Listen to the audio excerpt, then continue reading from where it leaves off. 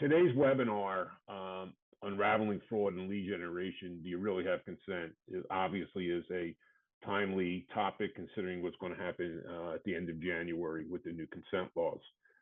Before I introduce the panelists, I want to thank Holly Paulus, CEO of the Nexa Group, who really put this together. And Holly's a member partner and serves on our executive committee. So let me introduce our panelists for today, and I want to thank them in advance for agreeing to be part of this webinar today and as part of our series of webinars. So Ross Breiman is the Chief Executive Officer of Lead Prosper, a leading SaaS platform specializing in lead distribution technology. Rich Kahn is a professional with decades of experience in digital marketing. He currently serves as co-founder and CEO of Anura. And last but not least, Jeff Rogers. Jeff is the Executive Vice President of Marketing, Operations, and Customer Care at Indra Energy, where he has been a key leader since 2020. So welcome, gentlemen, and thank you for your participation. And let's start out by really setting the foundation for the conversation. Rich, how big a problem is lead fraud today? All right, so I've scanned hundreds of clients' data, and so my data is based on that small sample of the market as a whole. And what I'm finding is that 1 in 4 leads that are being generated today are being generated fraudulently. And what I mean by fraudulently is whether it's bot, AI, malware, human fraud, walking in and filling out a form with the sole purpose of trying to make money somewhere along the line, right? Somebody is, some lead generators paying money for marketing, whether it's coming from search or social, programmatic, affiliate marketing, email marketing, whatever channel they're using. And every channel has some level of fraud. But just to put that in perspective, ad fraud is at the heart of that, which is generating those leads that are ultimately being sold in the marketplace. So last year, as a global society, we tipped over $600 billion in spend in digital marketing. Of that, based on our estimates, 125 billion was lost to fraud. That represents about 21% of the actual spend, and that's just a mix of the markets. So when you look at lead gen, when people are picking up leads and buying leads, they get these leads, 1 in 4, unless they're doing something to protect themselves, on average, 1 in 4 of these leads are the wrong person. It's not the person, it's fraudulent. Big problem. I guess giving away to why there's so much scrutiny and why these rules came up with. Very interesting. So Jeff or Ross, your thoughts on that same?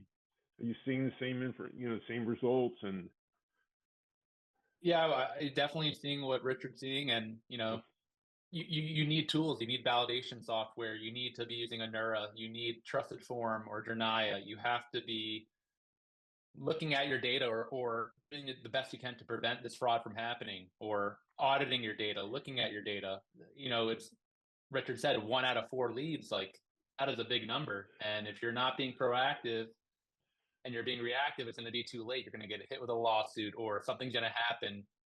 And a lot of these businesses can't afford a lawsuit, like the ones we're seeing. You got to be proactive, and you have to know what's going on. You have to be grilling your data sources, your publishers. You have to be, if you own your own call center, you need a feedback loop. You need to know what's converting. You have to be tracking sub IDs. There's a lot that goes into it. I think the biggest thing is being proactive and using the tools that are out there to do your best to ensure you're not buying a fraudulent lead, because there's a big, you don't want to deal with that problem if you can avoid it. And speaking from my perspective, being a supplier in energy and having call centers, I do exactly that. I need to make sure I'm partnering with reputable companies such as Lead Prosper. We do with Active Prospect. I have relationship with Five9 that we own our own telephony system and domain, so I can control who we call, when we call, make sure we're 100% compliant from that perspective. And data is the king of being able to make sure that we're tracking, our contact, the leads that we purchase, what the costs are, what the contact rate, what the conversion rates are, and all the data behind that, just to make sure that there's not an anomaly there that's an outlier that I can go in and investigate. But it takes a lot of work, a lot of manual work at this point to be able to really drill down in that data and identify where you might have some problem areas. Because believe me, I mean, I get my worst fears on a Monday morning and Friday, because it seems like it's Mondays and Fridays. You get the email from the attorney generals. And all that data leaves clues, whether they're positive or negative. There's some kind of clue in that data, and you have to monitor it. Yeah. And that's the best advice I can give. So what happens with the consent if fraud is involved? I mean, what are we seeing? So here's an example, right? Fraudulent visitor is trying to take advantage of an affiliate program or paid marketing or something, and they know that they have to fill out so many forms in order for their marketing channel to stay active, because any marketing manager worth their salt is going to knock down a source that doesn't produce any results, right? There's no ROI, there's no conversion, let's knock it out. So they know they got to fill out a form. So let's say they grabbed Holly's information, which is easy to get, went to the form, spoofed her IP address, spoofed her device, made it look like it's coming from her location, filled out the form. And what most of these guys are using now are human fraud forms. So when you're watching recordings, they look real, or even some of the AI bots now look really real when you're looking at these playbacks of them filling out the form, typing it in, making a mistake, correcting themselves. It looks legit. Hit submit. Okay, they got paid on that conversion. Now, let's say somebody on Ross's network decides, I'm going to make that phone call, connects to that lead, makes the phone call, calls Holly and says, hey, just calling you based on the information you filled out on the form. And she's like, I didn't fill out a form, so guess what? You don't have consent from Holly. So when consent is concerned, if that lead was submitted fraudulently, which like I said is 1 in 4 leads, and you make that call, damage has been done. It's already too late. And let's face it, when you look at the way it works, Holly's getting a call she doesn't know where it's coming from. 9 times out of 10, she's not going to answer the call, right? So you're going to call a couple times, 5, 10, 15 times to try to get her on the phone. Finally, she answers the phone like, what the heck is this? Find out you just made 10 or 15 phone calls to somebody you don't have consent with. Big problem. Now multiply that over 100,000 calls a month, 200,000, 1 million calls a month, and you see why these class action lawsuits are happening. That's obviously a problem there. It is a problem. It's use the integrations that we can. I mean, to try to prevent, make sure I know who I'm calling. One of the most recent ones that we have is with Nexa and the reassigned number database, just to make sure that if I'm calling Holly, I'm calling Holly. But still, to Rich's point, if there's a bot or someone that fill that out and complete that form, I can still, determine that it's, the right number, but I could still be out of consent. So it's very, very difficult to make sure you have that right consent. But I use as many integrations as possible. I don't get caught up in the cost, because when you first start looking at integrations, you start going, oh my God, and this is a lot of, this integration costs this much, this will cost this much, and you start doing the math. But you do the math on the other side, where if you're getting bad leads, you're getting low contact rates, low conversion rates, and potential fines and things like that. I think it's worth the investment to use the integration and the technologies that exist to try to make sure you're dotting the I's, crossing the T's as much as you possibly can at this point. The beautiful thing is, like you said, you're looking at, all these costs that get added up. But if the tool is doing its job, it's saving you money on the back end or saving you money up front. Yeah. Like if you can identify fraudulent, sources of traffic or fraudulent traffic ahead of time, and you could mitigate that, either if it's an affiliate not paid, if it's one of the other sources mitigating how that works, then it actually will pay for itself pretty quickly, especially when you're talking, most companies we're talking to have volume. So it's important to understand, these tools may have an actual cost to them, but you really got to do the math on it. Is an ROI there? Is it going to ROI out for you? Is it going to protect you? Because, sometimes one lawsuit's the difference between your company being open and not. Give you an example. I'm an expert witness on a $1 billion lawsuit with a well-known company. And they knew they had the problem, and they basically in email said, nope, we're not going to do anything about it. They were going to continue selling those leads. And everything I've seen and everything I saw, I'm like, this company's I don't know if it's going to shut the company down, but I don't care who you are, $1 billion bite in the ass is going to hurt. Absolutely. Wow. So Ross, what are some essential checkpoints in the telemarketing data flow that help ensure leads are compliant with consent regulations. So again, it's, you know, making sure you have the right technologies in Yeah. place. Anura is an awesome one on the front end. You're going to want your active prospect trusted form or deny a playback within, you know, Lead Prosper, other lead distribution platforms. You're going to want to do dupe checks, you know, on IP address, you're going to want to be checking user agents. And you just really want to know the full flow. You need to get that transparency. If you're buying these leads from a third party, you need to know what the flow is. Don't just take a screenshot. You know, you want to see that flow in real time. And you also want to work with your call center, or if your call center, if they're a buyer, you want to get that feedback loop. You want to track sub IDs.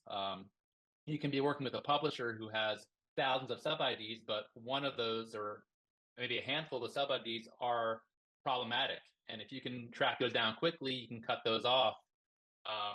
But again, it all comes back to monitoring your data, being on top of it, and not letting that cycle or flow of your data go too long without you taking action. You need to know as quickly as you can what sub IDs are working, what's converting, get that feedback loop going, and even more so the manual audit of your playbacks from trusted form or denial. Watch them, you know, get some eyes on them, watch the flows and see what the journey of that lead is going through, you know, to ensure that what you're buying is compliant and that they're doing what they say they do. That's more in the lead transparency of, I guess, looking at that whole process. Exactly. Yep. Okay. Rich, how can you tell if a lead is legitimate? Well, the telltale signs I tell everyone, and when you're really looking just for, I mean, all this data that you're looking at, right? When you're summarizing your data and you're looking at all the conversion values of across hundreds of thousands of leads, you know, you start to see signs because again, they're not truly converting. They're not really, you know, they're not able to connect with them. There's a lot of signs when you look at it in mass. But if you get a single lead, the telltale sign is when you call them and ask and actually get them on the phone. That's the first part. And they basically swear up and down they didn't fill out a form. It's a sign, not definitive result, but it's a sign that it could potentially be a fraudulent lead. It's leads that are hard to reach, where basically they fill out a form, they're interested, you hit submit. Next thing you know, it goes through a process, does data checking, does all this number checking, make sure everything looks good, hits a call center within seconds. Next thing you know, the phone's ringing, and the person doesn't answer the phone. That doesn't make sense, right? So if you get a lead that is basically ghosting you, again, not a telltale sign, but it's a indication in the right direction that this person filled out a form, seconds later you're calling them, not answering the phone. So there's signs like to telltale, you need data, right? The way we work is we're collecting over 800 data points on every visitor that lands on a landing page, and from that data we can tell specifically if they're trying to hide themselves. Give you an example. Somebody lands on a landing page. The IP address you look up comes from a Starbucks. Okay, that's legit. People go to Starbucks, use their Wi-Fi, have a coffee, right? Comes from an iPhone 16. Okay, you're using one of the later phones. Everything looks good. You know, most people would say, hey, this is a good lead. Let's pass it through. It's in the same town as the lead being generated and all this good stuff. But then our software comes along and scans it and finds out that the iPhone didn't have a touchscreen. That's a problem, right? Every iPhone ever generated has a touchscreen. So what's going on? And that's our first sign that this potentially could be a spoofing attack. And then we look at a lot of other data because we don't have any single points of data that say, okay, this one point hit, so it must be fraud. You know, we look at a lot of data points to back it up because when we say it's fraud, I want our clients to take it to the bank and say, I know for a fact this is a bad lead. And then 9 times out of 10, if they've taken that lead and processed that lead, all that back end data is going to support our findings. So they'll be able to see that they can start trusting our technology in real time on an individual lead basis. This way they don't get to that point where, okay, we've made 10,000 calls to these sources and we realize, okay, they were all bad, they're all fraudulent. Meanwhile, you've already made those calls, you already broke TCPA, you're already potentially at risk. So you want to try to avoid that risk ahead of time. You want to try to minimize that before it gets to the call center. Nice thing a call center is one fraudulent leads also because it looks like their connect rates are low. It looks like their conversion rates are low. You know, if they're getting hit, it makes them look bad, even though it's not their fault. It's the leads that are getting fed into the caller, the dialer. And I think to touch onto that with the IP address, I've seen countless customers who don't even use, there's a validation service called IP registry. It costs a fraction of a penny. And if you're buying leads and your call center is based in the US, you should never be buying or typically you're not going to want to buy a consumer who's outside of the US. And you can set up this integration. It's a fraction of a penny. And you might as well check to make sure the consumer that you're buying is in at least the US or the geographical areas that you're servicing. Like Rich mentioned, these are simple things you can put into play that can stop that lawsuit or stop that fraudulent lead from getting through. And a lot of people just, I don't know if they don't want to spend the extra fraction of a penny or they're oblivious to it, but there's a lot out there to help, and we try to educate, but some people just don't want to. I'm not sure what the answer is, but to me it makes sense. Yeah. I think from my perspective, it's just knowing what's out there, because we look at what's available. I have a team that does that, and we look at these integrations and determine if it's going to be something we want to use. So in some of it, we just have to work with the account managers that like with your company or some of the other companies, just to understand what they are, what they can do, and what the cost is, and how we can prevent that. So some of it is just understanding it, because there is a lot that you can do, but I think that's one of the biggest things. But once you get that, again, you can't be afraid of the cost. And the one you're just talking about, you're right. I mean, it's a fraction of a cost, so that one's easy. But there's other ones that cost a little bit more, and you just got to kind of get past that and see what that's going to do for you on the back end to try to just mitigate any type of complaints and noise with the regulators or attorney generals and things, because it happens. And I think it helps if you can explain everything as best as you possibly can when you do get these complaints. And I like to be proactive with some of them too, and we will actually have discussions with them in advance, as far as some of our processes we have in place to show them what we're doing to try to prevent things. And that helps out too, because they see that we're trying to do everything we can to prevent as much as we can, with the limitations that exist. I can back that up too. Like our services, basically most of our clients pay a fraction of a penny. So it's not, these services aren't that expensive, but when they look at the monthly cost, it's like, oh my God, it's going to take $1,000 or $2,000 out of my budget. Meanwhile, when you spread it across every lead, it really doesn't, it's not going to hurt your margin. I mean, I can't imagine a half a penny hurting anybody's margin in the lead space. There's enough money to be made there to do things right. It's just, some people are just laser focused on every single penny, even the fraction of the penny, on every lead that they try to generate. If I can spend that fraction of a penny to get an actual contact and actual conversion, it's more than paid for itself. Oh yeah, I know that. And it's just, you run against some of the companies out there where they're, every half penny counts, and I get it, but when these tools do all the work for you, and they're saving time and money. I mean, we even have customers that come to us and tell us how much time per month that we're saving them. And when you look at that, it's like, wow, we're not charging enough. We should be charging more. But no, it's at the end of the day, it's they're cheap enough. The tools are cheap enough out there to be utilized, and they really should be, to protect yourselves, grow your business. And like I said, if the tools are doing right, that investment in that fraction of a penny per visitor is going to more than pay for itself in the back end. Well, plus it's just relieving so much risk, which, just even getting a letter from an attorney general is going to cost you. The attorney's going to have to get involved. Their hourlies are not fractions of pennies. So it doesn't take much to make up that difference. Yeah, and that's a lot of people don't look at that. They're more like, they're worried about today, the cost per today, as opposed to, okay, prevention, doing the right thing, delivering a better quality product to their end buyer. There's just, everybody has different mindsets in the business. But like I said, if you want to do things right and profitable, these tools will help you do it right and make more money in the process. So they're actually an investment in making more money. So Jeff, as a user of these leads, what are some of the battle tested ways you are achieving this lead transparency and making your decisions? I think it's we've talked about, but one thing we do at Indra is we actually have what I kind of refer to as an Indra branded opt-in ad. So it's just, you go through these co-registration sites and you complete the registration form, click submit, start going down the registration or the co-registration journey. We actually have an Indra branded opt-in ad that pops up, that it has our company name on it. Has kind of, what incentive that we might be offering if you enroll with us as a customer. And it has some, TCPA disclaimer language that gives you a little bit of a sense of who we are and what we do, along with some of the other, legal things that we need to put in there to try to protect ourselves in case we get any allegations. So that's one of the top things we do is that people can clearly see that. They can clearly see if they click on yes to submit that they're opting in for us to call them, and it's just helpful.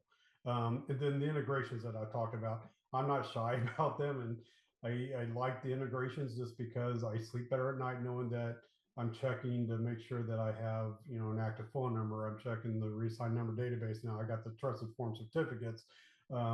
And the one we just talked about, IB registry, Ross, I'm looking at that one too. I just learned about that one not too long ago. So we're, probably going to add that one on there as well. So those are things that we do that I think have helped us make sure that we have as best leads as we possibly can. We look at the data behind there as far as the publishers coming that passes those validation checkpoints, make sure I have good contact rates, good conversion rates. If there's anything jumping out that looks funny, we jump on that. So those are great things that we do to try to, make sure that we have good, I think, battle tested things that have helped us really, feel confident that we are purchasing a good lead. Now, there's still issues with that that we're talking about, but at least again, the integrations help out and the technology to make sure that we're doing everything possible to stay ahead of it. So some of that is some leads that are coming through your website, directly when they're looking. What about third party? No, these are coming from not our website. So okay. Oh, okay. Okay. We supply our publishers with the interbranded opt-in ad, and that's part of the requirement that they have to embed that in their journey. And so consumers can see it and be able to click on it and use that to opt in. So they're not only opting in on the registration page when they first go to whatever site it is, they're then opting in again. It's almost like a double opt-in because they're seeing our interbranded opt-in ad, and it's required that they have to click a yes or submit or whatever it is to opt in again for us to purchase that lead. Got it. Some of these questions, I guess, we're in a way repeating ourselves. Some of these are just basic things you have to do that people aren't doing it. So Ross, what steps, if we haven't talked about, can businesses take to prevent fraud in their lead generation process, especially regarding third-party lead sources? So definitely vetting out your sources and your publishers. A lot of the times they'll send you a screenshot or a URL. You're going to want to watch your trusted form playbacks or journalis. Sometimes they'll pass through a URL, but it's different on the trusted form. And you're going to want to be able to access that URL and go through the path. I've seen it to where you might copy paste that URL from a trusted form and that path won't load for you because of the way the publishers or the site owners built it. You can't even access that path. So you need to communicate with your publishers and your third-party suppliers. You need to be able to access that path and act as a consumer and see what the consumer is seeing 100%. I definitely recommend to everyone a manual auditing process of your playbacks. Watch, if you're buying, 100,000 leads a month, watch a few dozen, if not more, of those playbacks. Spot check them. Like Richard said, if you're calling on a consumer and they're not picking up and you can identify a publisher or a sub ID, there's your first clue. Watch those playbacks. Work backwards. Or if you're getting feedback from your call center that these people have no idea what they're calling you for, again, there's a major clue. Work backwards and watch the playback, identify the source, and you got to do a little bit of work. You can't just, get your leads and assume everything's going to be all right. It's not going to turn out pretty for you. Another thing now is AI is easier and easier to use. You can take data files, upload them to ChatGPT, give them a prompt. Tell me if you see anything suspicious in these IP ranges, or if you see any weird anomalies in my data that might alert or might, signal fraud. You'd be surprised what ChatGPT might tell you on a simple data upload, and the feedback you get and the time and money you save just by, using a simple tool like that. AI's come a long way, and I think the answer we're gonna keep coming back to is the data gives you the clues, and the clues will lead to, the answer that you want to find. Jeff or Rich, any adding to that? I'll get into a little bit. Yeah. So one of the things we help our clients do, just like Ross is talking about, is zero in, because like say we're talking 100,000 leads, 1 million leads, whatever the individual's dealing with. There's a lot of work. So you want to specify exactly where you spend your time because it's limited, right? We all have 1,000 things that we're doing. So one of the things we help our clients do is zero in on the sub affiliates that are really having some major issues. So if you can drill down and find, like I said, 3 or 4 sub affiliates that are problematic, you want to run through a couple of playbacks just to get some confirmation, but then be able to shut them down and say, hey, I'll take traffic from the others, but not from these because these are problematic for my network. And same thing with, vetting out the publishers from the get-go. You want to be able to get them on a phone call. You want to have a conversation. You want to understand their business model, where things are coming from. And then when you onboard them, you want to double check to make sure everything you spoke about is what they're doing. I'm buying Facebook traffic. Great. Is it coming from Facebook? Can you see that? Transparency is going to be your key. But I agree. It's vetting out. We even have some clients that are using our technology on their publisher sign up form, because they're fraudulent to begin with. So they're trying to hide themselves, and they're trying to, they're coming from overseas and they want to pretend they're coming from Florida. So they bounce off a Florida IP address to make it look like that. And we're catching them, spoofing their IP address. So we had different things, like anything you can do to vet them out from the get-go is important, but sometimes it's not the publisher, it's where they buy their traffic. Because if they buy their traffic from programmatic, and let's say they went to the trade desk and they're buying traffic and driving it to a campaign of yours, well, the trade desk has an average of 50% fraud. So they're going to, even though they're a good publisher, they're just not aware that they're seeing that level of fraud. So all these little steps are going to add up to running a good business, right? There's no silver bullet, but you want to do all the right steps. You want to use the right technology. Like I said, you want to build a tech stack that's going to, you want to have fraud detection. You want to have, the journey of active prospects, so you can actually have those proofs of concepts for the other types of fraud that exist. Then you want to have, data verification to make sure I'm calling the right person. If it is truly Holly that fill out the form and we know that they're a good visitor, is this the right phone number? Is this the right email? Because you don't want to call the wrong one.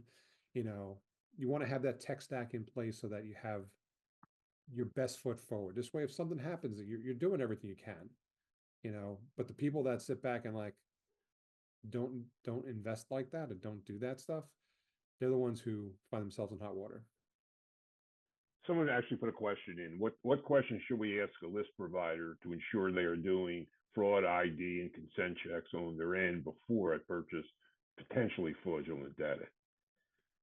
You want to ask them what they're using for fraud protection.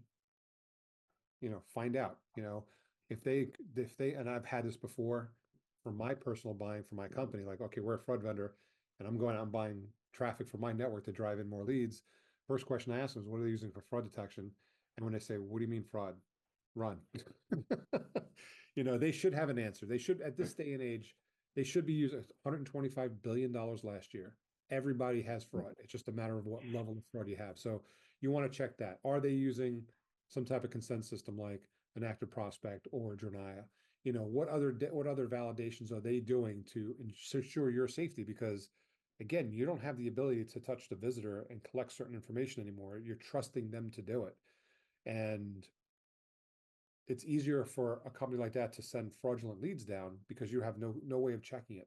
You can't run Jornaya. You can't run you can run Anura on a light mode, but you can't run the full Anura suite because you're not touching the visitor. The visitor's not being exposed to JavaScript. Just like you can't run your own active prospect. You can get the tokens and look at the playbacks later, but I've seen those defrauded as well. So you got to be careful on that. Do your due diligence, just like a publisher. Same thing when you're buying from a source. Drill in and find out exactly what they're doing and make sure you feel comfortable with their process. There's only so much you can do to validate their process, but they should have a good story to tell you, and then watch the data. Just like Jeff said before, watch the conversion value, follow the money, what's going on with the leads. Are they converting at the right level? Is there anything that you're seeing as you start to buy that source that's questionable? And I hate to say this, but if they're a new provider, it's hard to, not that I don't trust them, but you shouldn't trust them until you verify it yourself. Do everything you can, all your fraud checks, all your validations. Don't take their word for it.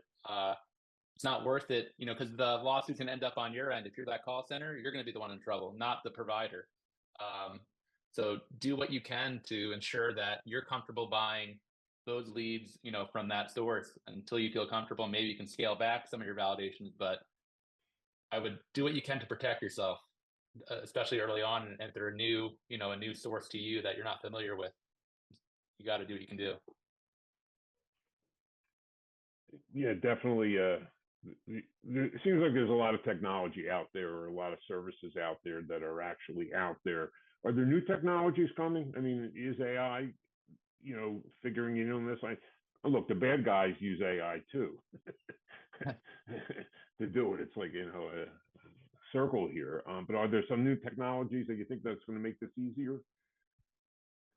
Yeah, I'm hoping AI. I hope AI is awesome. Like I said, you can simply take an Excel file of all your data and you can drop it into ChatGPT, and you'll be surprised how quickly it can analyze that data and tell you about your data and give you clues. I think today you have to leverage AI. Like you said, the bad guys are using it. The good guys have to use it too. And this might go into one-to-one consent, but I know like Trusted Form is putting out a new product. One-to-one consent is going to be huge. As a lead buyer, you have to make sure you're getting that consent going forward. And yeah, I think all these new, consent verification tools are going to be coming out very shortly, and you're going to want to invest in those and make sure you're getting the proper consent. On top of everything else you're running in terms of validation or fraud detection, you need that consent or you're barking up the wrong tree, very quickly. Correct. I mean, Jeff, I guess the advice is to, you guys are talking about the ROI on this industry. People are, really looking heavily at that. But I mean, I guess an investment into this is just so important, into technologies and services. It's like, dollar pound penny foolish. I mean, well, think of it this way, right? To put some numbers, put some math. I'm a math guy, right? I love math. Put some math behind it, right? So somebody buying 100,000 leads. Let's call it $10 a lead, just for simple math. Call it $1 million a month. We know that 1 in 4 leads are fraudulent. That's $250,000 a month lost to fraud. Is it worth a few bucks to invest and protect that money? It's a no-brainer, right? It costs you $20,000 a month to have that protection. Yeah. I mean, that's why I said I don't charge enough. Oh my God, you're not going to do that. But then, just what Rich says, like you're losing 250,000. I mean, do the math. Yeah, it's like I said, it's a no-brainer. It sounds like, maybe people aren't getting that message for some reason. I mean, I would say I was in that camp before. It's like you saw the math, and you get the pressures, from the CEOs of the company and hires up at the time saying your acquisition cost needs to be X, but I need to spend Y. And then, but now that I'm in the position that I'm in, I'm able to kind of influence that. It's starting to work out for us. And like I said, I sleep better at night knowing that I'm spending a little bit more upfront to have the protections in place versus, having a lot of wasted money on leads and potential fines and settlements and things with attorney generals and regulators and stuff like that. So it's worth the investment. And I also think Richard or Jeff might have touched on this too. If you can stop these fraudulent leads ahead of time, you're actually freeing up time for your call center or all that back end work. You're only touching the leads that really want to talk to you. So there's costs that you can't even. Yeah, you can't see the savings, but they're there. And those, if you have the metrics and you can really analyze that, your CPAs might be much lower than you think they are. And a lot of people don't think that way. If I'm spending less time on the phone calling people that don't want to talk to me, I should be saving money that way. Only talking to the people that really filled out that form. So there's all these ways to look at it and to count those dollars. But if you're stopping the fraud, you're saving more than you can see, I guess, is the short answer there. Yeah, we talk about there's I think it's 4 or 5 different, negative impacts to fraudulent leads on a lead vendor. So first, obviously, is the obvious one is the marketing spend. You're spending, let's in that example, $250,000 a month on leads that are just never going to convert. So it's a waste of marketing spend. You have a brand reputation issue. If you're calling enough leads and people aren't concerned about, what you're selling, about how you got their information because they didn't fill out that form, right? You're also spending more money on call center resources because people that aren't expecting your call aren't answering the phone. So there's a cost there. Trying to think, there was another one that a customer brought up to me, said that, imagine being a call center rep and a phone call, you're making these phone calls to people who supposedly fill out a form. You're expecting to get them on the phone, sell them the product or talk about the product, and you're getting yelled at because they want to know where you got their information. So it kind of demoralizes the salesperson. And of course, if the salesperson's demoralized, then their closing ratios go down. So it affects you that way too. So there's a bunch of, outside of just the obvious cost of fraud, there's a lot of ancillary costs behind it that cost you as a business. Yep, exactly. You got to look at that because Yeah. I could spend, get 100,000 leads and just get the math simple, and it requires me X number of call center agents to call those leads. And if my conversion's down and my costs are up at the call center, versus if I can get 50,000 leads that convert higher, I'm saving money on lead costs, I'm saving money on agent costs, I'm saving money across the board. So it just makes sense to be able to do as much diligence as you can to get a good lead that's going to drive contact rates and conversion, so you can control costs across the board. It goes back. I've been in this industry for way too long, and I had my own outbound centers. But this is before predictive dialing, believe it or not. And so every call was quality because you didn't have a dialer. You had to actually dial the phone, and every call you got, the salesperson had to make a great presentation because they didn't know when they were going to get someone else on the phone the next call. Predictive dialers stopped that. Stop the quality, and that's what brought the TSR into play. That's what brought the TCPA into play, because you didn't care about the consumer anymore, but you also didn't look at your own costs. Your conversion rates were in the tank. Even though you were talking to more people, the agents themselves were getting turned down more often using that, and that's what's happening, I'm sure, in the centers. The salespeople are just, it's a little demoralizing having to fight with a consumer just why are you calling me, Yeah. So, But then also too, I think the Yeah. agents, if they keep hearing this negative feedback from the consumers, they're questioning the company they're working for. Where's this data coming from? What are they, who are they having me talk to? And that's not a fun problem to deal with if you have a call center and your agents are questioning what the company's doing. Where is this data coming from? Why am I talking to all these angry people? It's not a fun day of work. No, it's sales Yeah. on the telephones are one of the tough jobs out there, and to not to give your people the right resources is not going to help you. Yeah, and it's challenging just, because I oversee our call centers too. I mean, trying to just keep reps on our program because, these are call centers we contract with. There's other programs there. You want them to be on your program, and you want the top agents to be on your program. But if the top agents aren't able to perform, they get demoralized, then they went off your program. So you're in a constant, rotation of reps churning through your program that impacts your conversion rates and all that stuff. So it's, if you can provide that quality leads and they like your program, then your program can actually flourish in a call center. And I've been successful in doing that in a lot of call centers just by, working with the teams, making sure I got good quality leads in there and just communicating with them as well, just to make sure we're meeting their needs as well, because it's an important part of the equation. Absolutely. This is more a global question is, how do you build a robust audit process to ensure the consent? Where does it start? I mean, how big a team do you need to be able to do this? Anyone want to jump in? Yeah. I mean, it's a loaded question. It definitely depends on how many leads they're buying, per month. Yeah. But I think audit, I don't know maybe Rich will have a good answer, but if you're buying, again, 100,000 leads, how many, I don't know what the right answer is. How many do you think you should manually review and look at? If you're watching 20% of them, that's a lot of manpower of just someone watching a video playback. Obviously automate what you can, data analysis, you want to see what sub IDs are converting.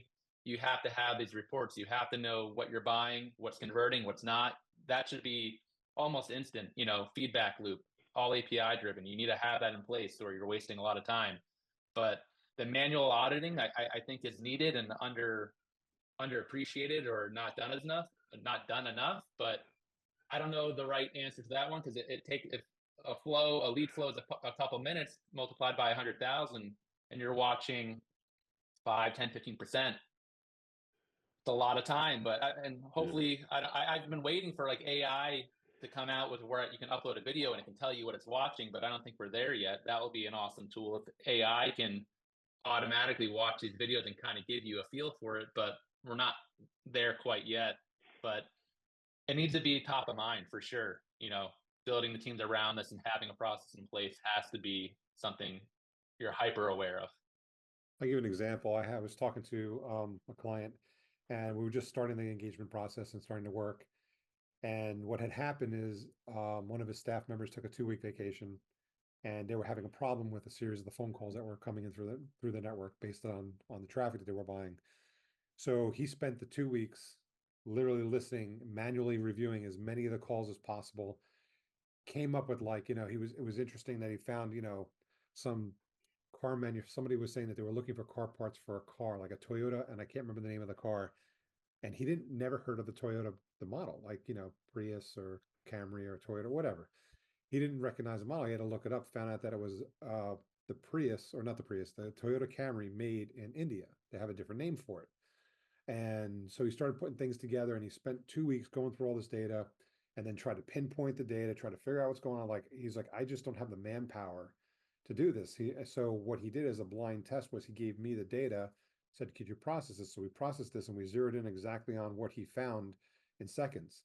And it was just, if I would have done, he said, and this is what he said, he goes, if you would have just basically, if I would have run my data through you, you pinpointed something, I would have scanned a handful of videos and been comfortable with the findings and been able to take action. Instead, he said, I spent 2 weeks trying to put this all together with spreadsheets and video. He said, I don't want to listen to another recording. So Yeah. Well, speaking of call recordings, there's a lot of AI tools out there built for call centers that you could feed in the recordings, and it will give you a feedback right away on these calls, or flag the ones that are suspicious, or saying you can put bad keywords and it will alert you. And again, like Richard's saying, saving you that time so you can hone in on the ones that have those flags and go right to them. So there is, I guess there is AI on the call center recording side for sure you should be looking into. But going back to the original question, Yeah. I think you can minimize the staff needed if you have the right tools in place. Like I said, there's still obviously you can't replace human intervention. You got to have that mind and everything else. And AI may eventually get there. We'll see. When it takes over everything, right? But in the interim, like, if you have the right tools in place, it should minimize the amount of man hours that is needed to validate and audit your systems. But then you always want to have that touch, but you want to know where to spend your time. If you're only going to listen to an hour, 2 hours worth of video, which one should you be looking at? And you want some tools to help pinpoint, hey, this is where you want to spend your time, so your time is used more efficiently. Right. Yeah. All makes sense. That's, you guys have any closing? There's no more questions in the box. Guys, I really want to thank you. I don't know if you guys have some closing comments. I guess January 2025 is going to be very interesting to see who was prepared and who wasn't. I think that's a whole other webinar right there. Oh, yeah. Consent. Yeah. So, well, if there's nothing else, so guys, I really want to thank you. Rich, Ross, and Jeff, thank you very much. And again, Holly, thank you for putting this together.